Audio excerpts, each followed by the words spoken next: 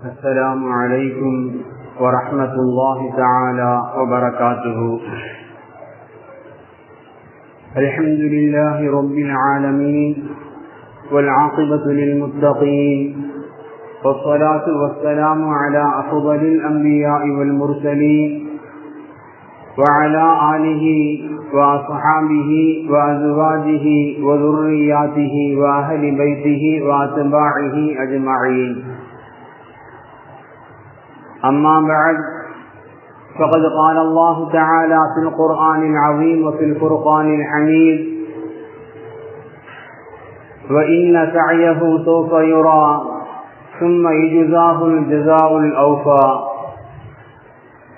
صدق الله العلي العظيم. قال نبينا صلى الله عليه وسلم: إن أحدكم ليعمل بعمل أهل الجنة حتى ما يكون بينه وبينها ذراع فيصدق عليه الكتاب فيعمل بعمل أهل النار فيدخلها. وصدق رسول الله صلى الله عليه وسلم. எல்லா புகழும் புகழ்ச்சியும் ஏக இறைவனாகிய வல்லோன் அல்லாஹ்வுக்கு சுப்ஹானஹு வ தஆலா ஒருவனுக்கே உரித்தாகட்டுமாக. அவனது இறுதி தூதர் காத்தமுன் நபி முஹம்மது ஸல்லல்லாஹு அலைஹி வஸல்லம் அன்னவர்கள் மீதும், அன்னாரது வாழ்க்கை வழிமுறைகளை தங்களது வாழ்வின் எல்லா நிலைகளிலும் கடைபிடித்து வந்த உத்தம சத்திய சஹாபாக்கள், தாபிஈன்கள், தபஉ தாபிஈன்கள், அக்தாபுகள், அவுலியாக்கள், நல்லோர்கள், நாதாக்கள், மேலும் உலகளாவிய முஸ்லிம்கள் குறிப்பாக இந்த ஜும்ஆவிற்கு வருகை தந்த இன்னும் வரவிருக்கின்ற நம் அனைவர்கள் மீதும் வல்லோன் அல்லாஹ்வின் அன்பும் அருளும் என்றென்றும் நிறைவாக உண்டாவதாக. ஆமீன். அன்பிற்குரிய அல்லாஹ்வின் நல்லடியார்களே, பொதுவாக இஸ்லாமியர்களுடைய வாழ்க்கையை பொறுத்தவரை அவர்களுடைய வாழ்வில் நடைபெறக்கூடிய எல்லா காரியங்களும், நாம் செயலாற்றக்கூடிய ஒவ்வொரு காரியங்களுமே மிகுந்த எச்சரிக்கையோடு மிகுந்த விழிப்புணர்வோடு நாம் செயலாற்ற வேண்டிய பொறுப்புணர்வு நமக்கு உண்டு என்பதை நாம் அறிந்திருக்கின்றோம். காரணம், இஸ்லாமியர்களை பொறுத்தவரை இந்த உலகம் என்பது நிலையானதல்ல, உண்மையானதும் அல்ல. மாறாக இந்த உலகில் நாம் இதனை செயல்படுத்துகின்றோமோ, நாம் எந்த காரியங்களை செய்து கொண்டிருக்கின்றோமோ அந்த எல்லா காரியங்களுக்கும் உண்டான பதிலை நாம் அல்லாஹ்வின் முன்னால் கொடுத்தாக வேண்டும் என்கின்ற ஒரு யதார்த்தத்தை, ஒரு ஈமானிய அடித்தளத்தை கொண்டவர்கள் இஸ்லாமியர்களாகிய நாம். எனவே இந்த உலகை பொறுத்தவரை நாம் செய்யக்கூடிய ஒவ்வொரு காரியங்களுக்கு முன்பாகவும் இந்த காரியத்தை செய்தால் என்னால் அல்லாஹ்வின் தூதுவருடைய பொருத்தத்தை என்னால் பெற முடியுமா, அல்லது நான் செயலாற்றக்கூடிய இந்த காரியத்தின் மூலமாக அல்லாஹ்வின் தூதருடைய கோபத்திற்கு நான் ஆளாகி விடுவேனா என்கின்ற சிந்தனைகளோடு யோசனைகளோடு நாம் செயலாற்ற வேண்டிய பொறுப்புமிக்க சமுதாயம் இந்த இஸ்லாமிய சமுதாயம் என்பது.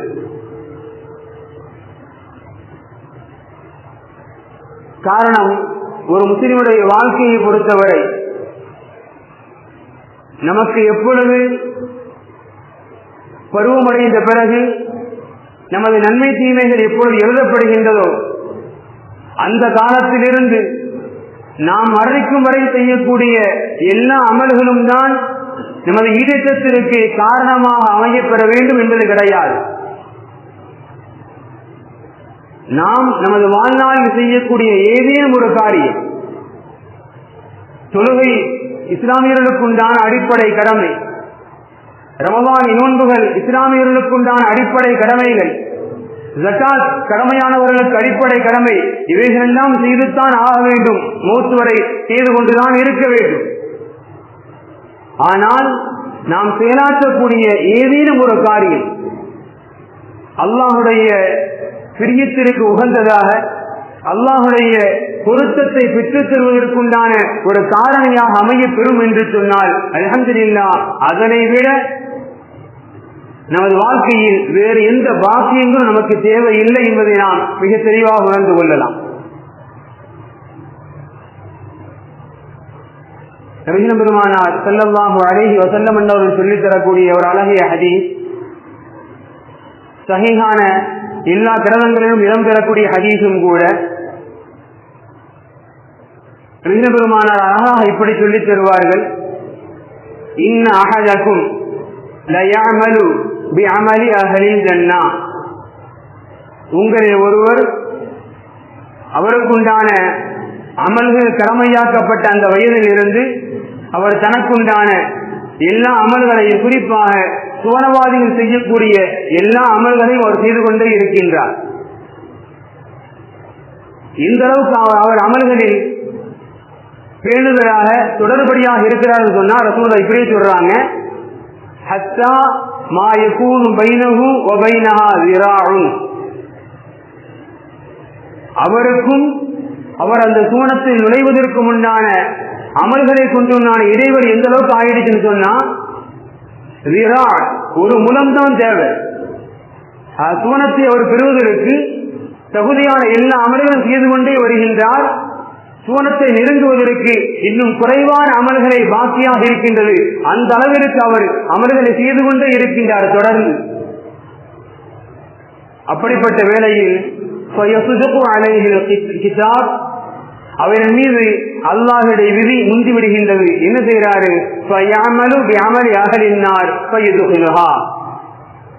தொடர்ந்து சொர்க்கவாதிகளுடைய நல்ல அமல்களாக தொடர்ந்து செய்து கொண்டே வந்தவர் வாழ்வினுடைய கடைசி பகுதியில் திடீரென நரகவாதிகளுடைய காரியங்களில், பாவமான காரியங்களில் தன்னை ஈடுபடுத்திக் கொண்டார். எனவே இறுதியாக அவர் நரகத்தில் நுழைந்து விட்டார். அதே நபிகள் பெருமானார் ஸல்லல்லாஹு அலைஹி வஸல்லம் அவர்கள் ஹதீஸுடைய மறுபுறம் இப்படி சொல்வார்கள், மற்றொரு மனிதர் இருந்தார், அவர் வாழ்நாள் முழுக்கவே நரகவாதிகள் என்னென்ன பாவங்களை எல்லாம், என்னென்ன குற்ற செயல்களில் எல்லாம் ஈடுபடுவார்களோ எல்லா தவறான காரியங்களையும், எல்லா தவறான செயல்களையும் அவர் செய்து கொண்டே இருந்தார். அவருக்கும் நரகத்திற்கு மத்தியில் ஒரு முலம்தான் இடைவெளி இருக்கின்றது என்ற அளவிற்கு அவர் அனைத்து பாவங்களையும் செய்து கொண்டே இருந்தார். அவரின் மீதும் அல்லாஹுடைய விதி முந்தியது. திடீரென அவர் தனது வாழ்வினுடைய கடைசி காலங்களில் சொர்க்கவாதிகளுடைய நன்மையான காரியங்களாக செய்து கொண்டே இருந்தார். மௌத்தாகி அவர் சொர்க்கத்தில் நுழைந்து விட்டார் என்பதாக நபிகள் பெருமானார் ஸல்லல்லாஹு அலைஹி வஸல்லம் அவர்கள் நமக்கு இரண்டு மனிதர்களை குறித்துள்ளார்.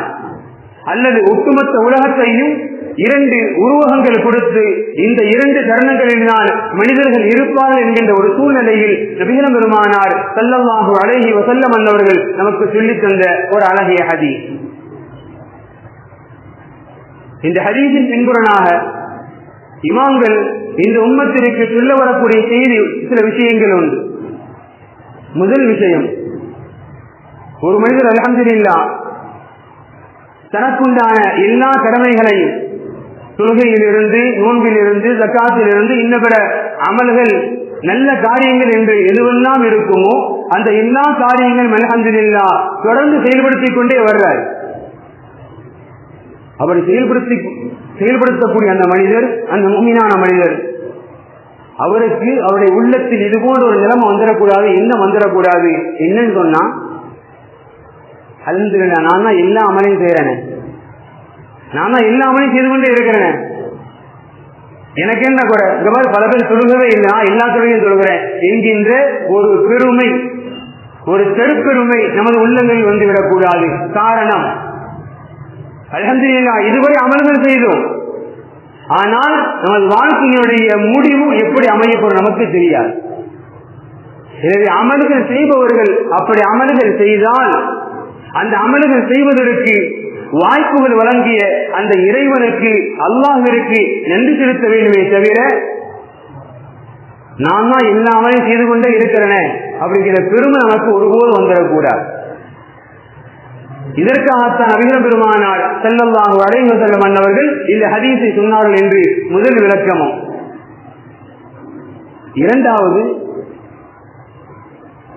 ஒரு மனிதனுடைய எந்த காரியம் நம்மை அல்லாஹ்வுடைய பொருத்தத்தை பெற்று தரும் அல்லது எந்த காரியம் அல்லாஹ்வுடைய கோபத்தை பெற்று தரும், நரகத்தில் நுழைந்து விடுவோம் என்கின்ற எச்சரிக்கை நமக்கு வேண்டும். நமக்கு எச்சரிக்கை அமல்களை பொறுத்தவரை, நாம் செய்யக்கூடிய காரியங்களை பொறுத்தவரை ஒரு இஸ்லாமியனுக்கு எச்சரிக்கை தேவை. எந்த அமல் அல்லாஹ்வுடைய பொருத்தத்தை நமக்கு பெற்று தரும், இந்த காரியத்தை செய்தால் நாம் நரகவாதியாக அல்லாஹ்வுடைய கோபத்திற்கு உரித்தானவனாக நாம் மாறிவிடுவோம் என்கின்ற எச்சரிக்கையோடு விழிப்புணர்வோடு நாம் ஒவ்வொரு காரியத்தையும் அணுக வேண்டும் என்கின்ற யதார்த்தத்தை தான் நபிகள் பெருமானார் ஸல்லல்லாஹு அலைஹி வஸல்லம் என்பவர்கள் இது போன்ற ஹதீஸ்களின் பின்னணியில் இந்த உம்மத்திற்கு சொல்ல வரக்கூடிய விஷயம் யதார்த்தம் என்பதாக இமாம்கள் சொல்லித் தருவாங்க. அன்பிற்குரிய அல்லாஹ் நல்லடியார்களே, பிற மதத்தவர்களை பொறுத்தவரை அவர்களுக்கு மரணத்திற்கு பிறகு எழுப்பப்படுதலும், அப்படி எழுப்பப்பட்டு இறைவன் முன்னால் நிறுத்தப்பட்டு நமது கடந்த கால வாழ்க்கைகள் எல்லாம் அவன் முன்னால் சமர்ப்பிக்கப்படும் என்கின்ற நம்பிக்கைக்கு அப்பாற்பட்டவர்கள் அவர்கள். ஆனால் இஸ்லாமியர்களை பொறுத்தவரை நமது வாழ்வினுடைய ஒவ்வொரு நிமிடங்களும் வினாடிகளும் ஒவ்வொரு சொல்லும் செயலும் அனைத்துமே அல்லாஹ்வுடைய மலக்குகளை கொண்டு பதிவு செய்யப்பட்டு நாளை மறுமையில் அல்லாஹ் முன்னால் சமர்ப்பிக்கப்படும் என்கின்ற ஆழமான நம்பிக்கை கொண்டவர்கள் இஸ்லாமியர்கள். எனவே இஸ்லாமியர்கள் நமது வாழ்க்கையை பொறுத்தவரை நாம் செய்யக்கூடிய ஒவ்வொரு காரியத்திலும் ஒவ்வொரு செயலாக்கத்திலும் நாம் மிகுந்த விழிப்புணர்வோடு மிகுந்த சிந்தனைகளோடு நாம் செயலாற்ற வேண்டும் என்கின்ற யதார்த்தத்தை ஒவ்வொரு இஸ்லாமியர்களும் ஆழமாக தெரிந்து கொள்ள வேண்டும். நாம் செய்யக்கூடிய ஒரு காரியம் அல்லாஹ் பொருந்திக் கொண்டான் என்று சொன்னால் அல்ஹம்துலில்லாஹ் நமது வாழ்க்கை அப்படி தலைகீழ மாறிடும். நாம் செய்யக்கூடிய ஒரு காரியம் அல்லாஹ்வுடைய பொருத்தத்தை பெற்று தருகின்றது என்று சொன்னால் அல்ஹம்துலில்லாஹ் அது அப்படியே நமது வாழ்க்கையை மாற்றி போட்டு அது சொல்லுவோம் மேஜிக் மியூசியன் இல்லாத ஒன்றை இருப்பது போன்று காட்டுவார்கள், இருக்கின்ற ஒன்றை இல்லாத போன்று மாற்றுவார்கள். மாயை உண்மையிலேயே இஸ்லாமியர்களை வாழ்க்கையை பொறுத்தவரை அந்த மியூசியன் அல்லாஹ், அந்த மேஜிக் உண்டு. நாம் அல்லாஹின் பொருத்தத்தை மட்டும் நாடி ஒரு காரியத்தை செய்கின்றோம், அந்த காரியம் அல்லாஹ் பொருந்திக் கொண்டால் அல்ஹம்துலில்லாஹ் நமது வாழ்க்கையும் ஒரு மேஜிக் தான். இதற்கு சான்றாக நிறைய ஹதீஸ்களை நிறைய நிகழ்வுகளை நம்மால் காண முடியும். புகாரி முஸ்லிம் போன்ற சஹீஹான கிரந்தங்கள் இடம்பெறக்கூடிய எத்தனையோ நிகழ்வுகள். நபிகள் பெருமானார் ஸல்லல்லாஹு அலைஹி வஸல்லம் என்பவர்கள் சுற்றிலும் சஹாபாக்கள் இருந்த ஒரு அவையில் நபிகள் பெருமானார் இப்படி சொல்வார்கள், பைனமா ரஜுலுன் யம்ஷி பி த்வரீகின். முன்காலத்தில் வாழ்ந்த ஒரு மனிதர், அவர் ஒரு பாதை வழியாக நடந்து கொண்டிருந்தார், பயணம் செய்து கொண்டிருந்தார். அப்படி நடந்து சென்று கொண்டிருக்கின்ற பொழுது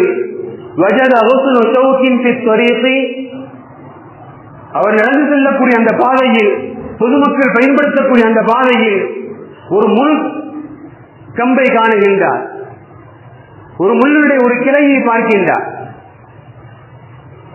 ஆஹா, நாம் இதை கடந்து விட்டால் பின்னால் வரக்கூடிய மனிதர்களுக்கு இது இடையூறு ஏற்படுத்தலாம் என்கின்ற ஒரு நல்லெண்ணத்தில் அல்லாஹின் பொருத்தத்தை மட்டும் நாடியவராக எந்த பெருமைக்கும் இடம் பெறாமல் இது பாலசாரிகளுக்கு பின்னால் வருபவர்களுக்கு இடையூறை ஏற்படுத்தலாம் என்கின்ற ஒரே ஒரு எண்ணத்தோடு பெருசா செய்யல, பாதையில் கிடந்த அந்த முழு கிளையை நகட்டி ஓரமா போட்டார். பாதையில் நடு பாதையில் கிடந்த அந்த முழு கிளையை எடுத்து ஓரமா போட்டார். பெருமான் சொல்வார்கள், அத ஓரம் போட்டாரு, அல்லாஹ்வுக்கு நன்றி செலுத்தினாரு. அல்லாஹ் ரப்புல் ஆலமீன் அவரது கடந்த கால பாவங்களை மன்னித்தான். அவர் வாழ்நாள் முழுக்க தொழுகையாளியா? அவர் தொழுகையை தவற விடாதவரா? அவர் வாழ்நாள் முழுக்க சரியான எல்லா கடமைகளை நிறைவேற்றியவரா அதெல்லாம் தெரியாது. ஆனால் ஒரு நன்மையான காரியத்தை செய்தார், அல்லாஹ்விற்காக செய்தார். அல்லாஹ் ரப்பல் ஆலமீன் அந்த ஒற்றை காரியத்தை கொண்டு அவரது வாழ்க்கையை அல்லாஹ் மாற்றி அமைத்தான். நபிகள் பெருமானார் ஸல்லல்லாஹு அலைஹி வஸல்லம் அவர்கள் நமக்கு சொல்லித் தரக்கூடிய ஹதீஸ். அதுபோல் நாம் எல்லாம் பிரபலமாக கேள்விப்பட்டிருக்கக்கூடிய ஹதீஸ். ஒரு விபச்சார பெண்மணி தெருவோரம் நாக்கை தொங்க போட்டுக் கொண்டு தாகத்தினால், வறண்டுவிட்ட தாகத்தினால் நாக்கை தொங்க போட்டுக் கொண்டிருந்த ஒரு நாய். அந்த பெண்மணியோ கேவலமான தொழிலை செய்பவள். ஆனால் அல்லாஹின் படைப்பின் மீது இரக்கம் கொண்டு தாகத்திலிருந்து அந்த நாயிற்கு அதனை தாகத்தை தணித்தால் அந்த பெண்மணி சுவர்க்கம் நுழைந்தால். சஹீஹான ஹதீஸ், நபிகள் பெருமானார் சொல்லித் தரக்கூடிய ஹதீஸ். இது போன்ற ஹதீஸ்கள் எல்லாம் இந்த உம்மத்திற்கு சொல்ல வரக்கூடிய விஷயம் ஒன்றுதான். நாம் எந்த காரியத்தை செய்வதாக இருந்தாலும் அதை அல்லாஹ்விற்காக மட்டும் செய்வோம். அந்த காரியம் அல்லாஹின் பொருத்தத்தை பெற்றுத்தரக்கூடிய காரியமா என்று சிந்தித்து செய்வோம். அல்ஹம்துலில்லாஹ், அந்த ஒரு காரியத்தை அல்லாஹ் பொருந்திக் கொண்டால்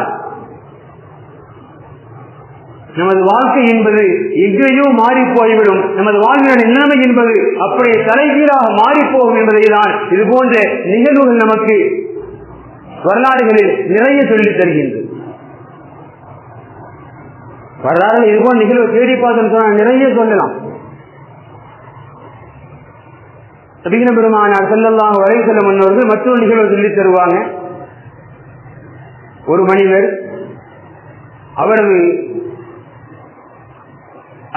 ரூஹை வாங்கப்பட வேண்டிய நேரம், அவருடைய உலகத்தில் வாழக்கூடிய ஆயுட்காலங்கள் முடிஞ்சிருச்சு, ரூஹை வாங்கணும். அந்த ரூஹை வாங்குவதற்காக சில மலக்குமார்கள் வர்றாங்க. வருகை தந்த மலக்குமார்களிடம் அல்லாஹ் ரப்பல் ஆலமீன், மலக்காக அல்ல மனிதராக வந்திருக்கிறாங்க, அல்லாஹ் ரப்பல் ஆலமீன் யாரிடத்தில் ரூஹை வாங்க வேண்டுமோ அந்த மனிதரிடத்தில் அல்லாஹ் ஒரு கேள்வியை கேட்க சொல்றான். யாரிடத்தில் ரூஹை வாங்க வேண்டுமோ அந்த மனிதரிடத்தில் அல்லாஹ் ஒரு கேள்வியை கேட்க சொல்றான். மனித உருவத்தில் இருக்கக்கூடிய மலக்குமார்கள் அந்த மனிதரிடம் ஒரு கேள்வி கேட்கிறாங்க. மனிதா, உனது வாழ்க்கையில் உனக்கு தெரிந்து நீ ஏதேது நன்றாமல் புரிந்திருக்கின்றாயா?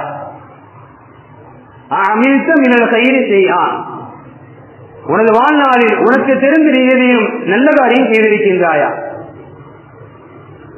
அவர் சொல்றாருல்ல, எனக்கு தெரிஞ்சு நான் வாழ்க்கையில நல்ல காரியம் எதுவும் செஞ்ச மாதிரி இல்லை.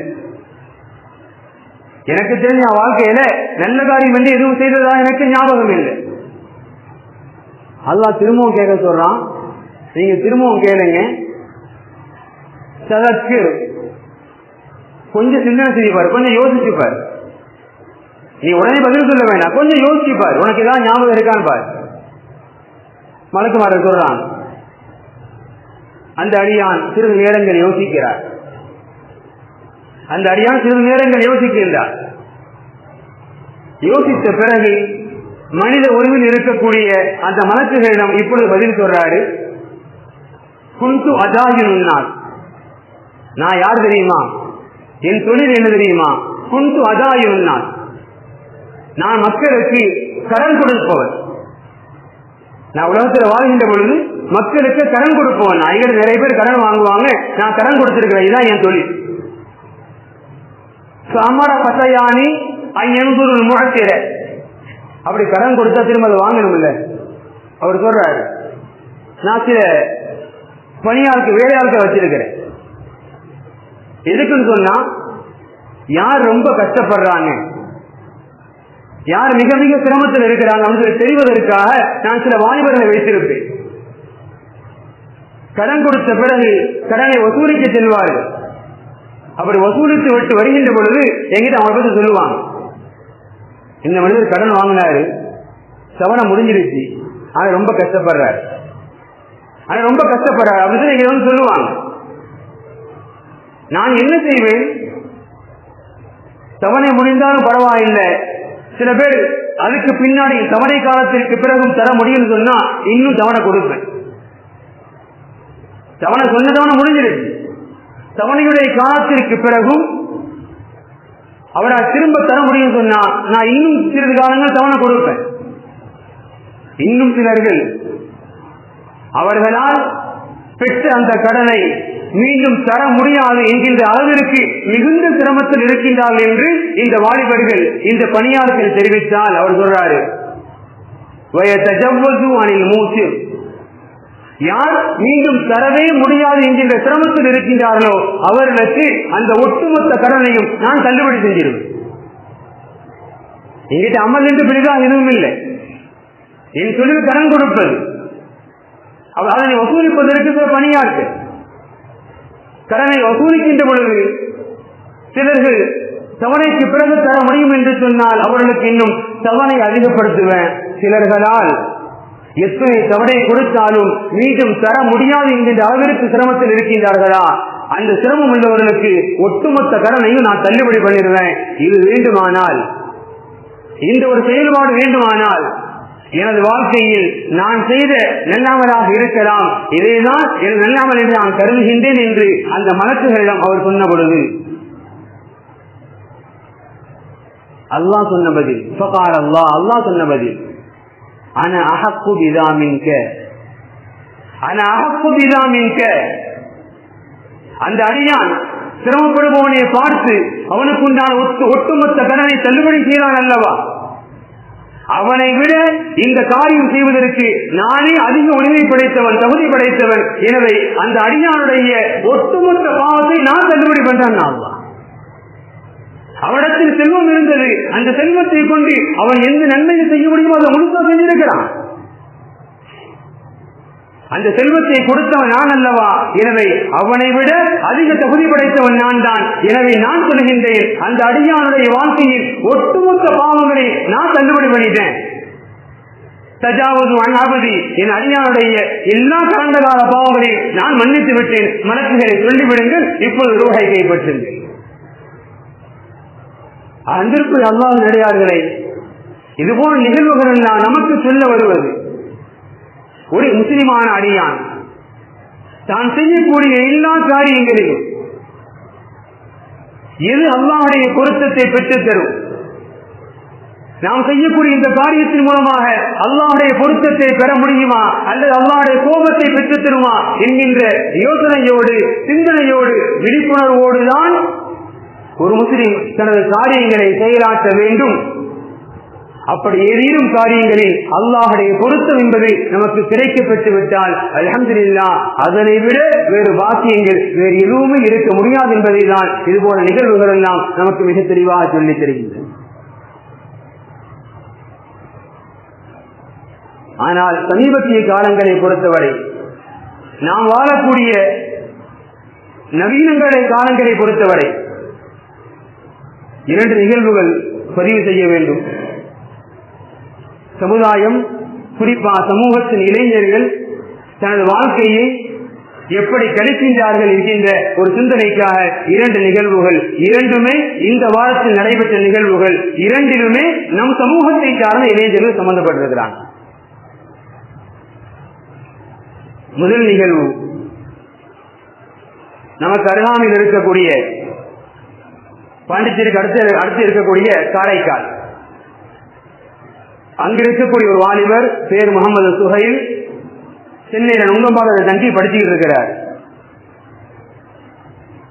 சனி ஞாயிறு விடுமுறை தினம். அன்றைய தினத்தில் நண்பர்களோடு சேர்ந்து கேளிக்கை விடுதிக்கு போயிருக்கிறாரு. அங்கு இன்னும் நடப்பு நமக்கு தெரியும். அங்கு சென்று ஆடல் பாடல் கலந்து கொண்டு ஆடி இருக்கிறாரு. அந்த நிகழ்ச்சியுடைய இடையிலேயே திடீரென மயக்கம் போட்டு விழுந்திருக்கிறாரு. அவசரமாக ஆம்புலன்ஸ் வரவழைக்கப்பட்டு மிக விரைவாக மருத்துவமனைக்கு கொண்டு செல்லப்பட்டால் மருத்துவர் கைவிடுத்திட்டாங்க, அவர் இறந்துட்டார். மருத்துவர் கைவிடுத்து விட்டால் அவர் இறந்து விட்டார். வயது என்னங்க? 22. வயது 22. நம் சமூகத்தினுடைய இளைஞர்கள் அவருடைய வாழக்கூடிய போக்குகள் எப்பேற்பட்ட ஒரு மோசமான சூழ்நிலையில இந்த அளவுக்கு அவருடைய மௌத் இப்படி ஒரு மோசமான ஒரு சூழ்நிலை அல்லாஹ் பாதுகாக்கணும். இருக்கக்கூடாத ஒரு இடம், இஸ்லாம் தடுத்திருக்கக்கூடிய ஒரு காரியம், அந்த காரியத்தை செய்கின்ற பொழுதே மயக்கத்தோடு மரணம். பெரிய ஒன்றும் வயது அல்ல, 22 வயது. அல்லாஹ் ரப்புல் ஆலமீன் அந்த இளைஞரை பாத்தியம் அல்லாஹ்வுடைய கருணை கொண்டு மன்னிக்கட்டும். ஆனா யோசித்து பார்ப்போம், அவருடைய முடிவு வேறு மாதிரியாக அல்லாஹ்வினால் பொருந்திக் கொள்ளப்படாத ஒரு சூழ்நிலையாக இருந்தால், இஸ்லாமியர்களை பொறுத்தவரை நாம் நினைவில் கொள்ள வேண்டிய ஒன்று, அல்லாஹ் திருமறையில பல இடங்கள் அல்லாஹ் திரும்ப சொல்றான்,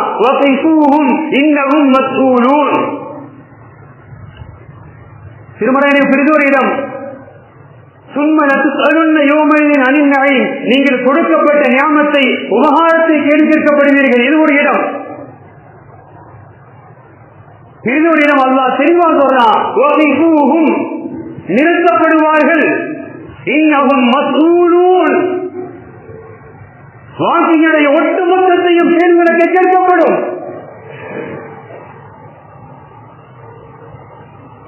அந்த வாலிபருடைய நிலைமை கவலை தரக்கூடிய முதல் விஷயம். இரண்டாவது, 3 தினங்களுக்கு முன்பாக நடந்த ஒரு காரியம், அதாவது இப்ப நடந்ததல்ல, சீனக்கரை சார்ந்த வாலிபர், அவருக்கு வயசு பெரியது இல்லை, 27, சவுதிக்கு வேலைக்கு போயிட்டாரு.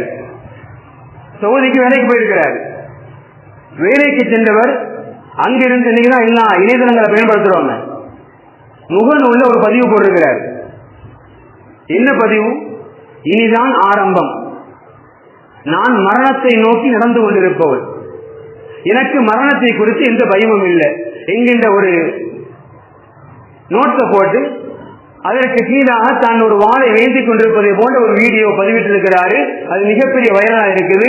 அப்பொழுதே தேட ஆரம்பிக்கப்பட்டு அவர் இந்தியாவில் இல்லை என்பது தெரிந்து கொள்ளப்பட்டு தேடும் குற்றவாளியாக காவல்துறையினால் உளவுத்துறையினால் அறிவிக்கப்பட்டிருக்கிறார். இந்த நிகழ்வு நடந்தது இப்போங்க 2021. இப்ப 2024 ஓய்வுடைய தினம், விடுமுறை தினம். அங்க சவுதியிலிருந்து விடுமுறை வாங்கி கொண்டு சொந்த ஊருக்கு வர்றாரு. ஆகஸ்ட் 20ஆம் தேதி மும்பை விமான நிலையத்தில் அவர் இறங்குகிறாரு. அவர் வருவதை முன்பே தெரிந்து கொண்ட உளவுத்துறை, இன்னைக்கு நம்மால் என்ன அவன் சாப்பிட்றதுக்கு என்ன தவிர இங்க போட்டாரான ஒரு காரியத்தை செஞ்சா யாருக்கா பிரயோஜனம் இருக்கணும். நீ உன் வீட்டுல பிரியாணி சாப்பிட்டதை தூக்கி பேஸ்புக்லயும் வாட்ஸ்அப்லயும் போட்டு யாருக்கு என்ன பிரயோஜனம்? எதை போடுறோம், எதுக்கு போறோம், எவனுக்குமே தெரியறது. அல்லாஹ் பாதுகாக்கும். உன் வீடு நாய் வளர்த்தா அதை போடுறது. இன்னும் அசுத்தங்கள் சொல்ல முடியல. 21 போஸ்ட் போட்டிருக்கிறாரு. 24 ஆகஸ்ட் 20ஆம் தேதி மும்பை விமான வந்து இறங்குறாரு. இங்க ஊருக்கு வர்றதுக்கு உளவுத்துறை அங்கேயே மடக்கிது. அங்கே அவர் கைது செய்யப்பட்டார். சந்தோஷமாக குடும்பத்தோடு விடுமுறையை கழிக்க வேண்டிய வெறும் 27 வயது வாலிபர். இன்றைய சூழலை பொறுத்தவரை இஸ்லாமியர்கள் இது போன்ற குற்றங்கள் ஈடுபட்டால் சொல்லவா வேணும்? அவர் இஸ்லாமியரை பொறுத்தவரை ஒரு முஸ்லிமை பொறுத்தவரை உலகத்தில் பிற சமுதாய மக்கள் அவர்கள் எப்படியும் வாழலாம்.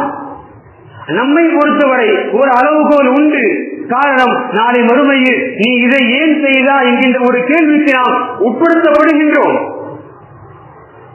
எனவே இஸ்லாம் மிக மிக எச்சரிக்கையாக நமக்கு சொல்லித் தருது, முஸ்லிமே, நீ எந்த காரியத்தை செய்தாலும் அந்த காரியத்தினால் உனக்கோ உன்னை சார்ந்தவர்களுக்கோ உன் சமுதாயத்திற்கோ நன்மை இருக்குமா, நலவு இருக்குமா, தாராளமாக செய்து கொள். யாருக்கும் நன்மை இல்லை என்கின்ற பொழுது ஒதுங்கி விடுவதை சால சிறந்தது. இன்னைக்கு 2 பேரும், ஒருவர் இறந்தே போயிட்டார், ஒருவர் கைது செய்யப்பட்டிருக்கிறார். இந்த 2 பேருடைய காரியத்தினால அவர்களுக்கும் சரி அவரை சார்ந்தவர்களுக்கு ஏதே நன்மையில் இருக்குமா? அங்கிருக்கூடிய அல்லாஹ் நல்லடியார்களே, இஸ்லாம் எத்தனையோ நன்மைகள் புரிவதற்குண்டான, அல்லாஹ்வுடைய பொருத்தத்தை புரிவதற்குண்டான எத்தனையோ அமல்கள் நமக்கு வாழ்க்கையில இலகுவாக காட்டி தந்திருக்கு. அதுபோன்ற அமல்களை எல்லாம் விட்டுவிட்டு இது போன்ற இஸ்லாத்திற்கு ஆகாத ஷரியத் காட்டித் தராத இது போன்ற பாதகத்தில் ஈடுபடுவதனால் நமக்கும் நம் சமூகத்திற்கும் இது இழவை தரும் என்பதை யோசித்துக் கொள்ள வேண்டும். நாளை மறுமையில் இதற்குண்டான பதிலாக நாம் எதை தரப்போகின்றோம்? அன்பிற்குரிய அல்லாஹ்வியார்களே, காலங்கள் நாம் செய்யக்கூடிய செயல்பாடுகளை அர்த்தமுள்ளதாக நாம் செயல்படுத்துவோம். அதன் மூலமாக இன்மைக்கும் வறுமைக்கும் பிரயோஜனம் தரக்கூடிய நல்ல பயனாளர்களாக அல்லாஹ் நம் அனைவரையும் ஆக்கியல் புரிவானாக. வாஹிரு தஅவானா அல்ஹம்துலில்லாஹி ரப்பில் ஆலமீன். அஸ்ஸலாமு அலைக்கும் வரஹ்மத்துல்லாஹி தஆலா வபரகாத்துஹு.